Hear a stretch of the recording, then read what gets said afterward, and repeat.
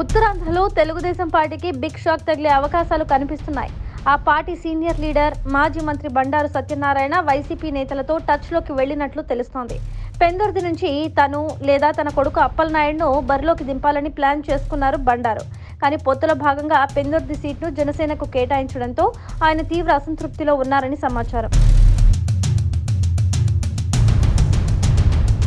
జనసేనకు కేటాయించిన సీట్లు యలమంచిలి, అనకాపల్లి, విశాఖ సౌత్లోని టీడీపీ అసంతృప్తులతోనూ ఆయన చర్చలు జరుపుతున్నట్లు తెలుస్తోంది. వారందరినీ కలుపుకొని బండారు సత్యనారాయణ వైసీపీలో చేరతారని తెలుస్తోంది. అటు బండారుకు వైసీపీ అనకాపల్లి ఎంపీ టికెట్ ఇచ్చే యోచనలో ఉన్నట్లు సమాచారం. తెలుగుదేశం ఎంపీ కింజరపు రామ్మోహన్ నాయుడుకు పిల్లనిచ్చిన మామ బండారు సత్యనారాయణ. టికెట్ దక్కకపోవడంతో బండారు సత్యనారాయణ కుమారుడు అప్పలనాయుడు ఇటీవల ఓ ఆసక్తికర ట్వీట్ కూడా చేశారు. అన్ని గుడ్లు ఒకే బాస్కెట్లో ఎప్పుడు పెట్టకూడదు అనే పాత సామెతను గుర్తు చేశారు. అంటే కుటుంబం అంతా ఒకే పార్టీలో ఉండడం వల్ల తమకు అవకాశాలు రాలేదని అప్పలనాయుడు ఆలోచనగా తెలుస్తోంది. ఇప్పటికే తెలుగుదేశం నుంచి బండారు సత్యనారాయణ అల్లుడు కింజరపు రామ్మోహన్ నాయుడు ఎంపీగా ఉన్నారు. ఆయన బాబాయ్ అచ్చెన్నాయుడు ఎమ్మెల్యేగా ఉన్నారు. రామ్మోహన్ నాయుడు సోదరి ఆదిరెడ్డి భవానీ రాజమండ్రి ఎమ్మెల్యేగా ఉన్నారు.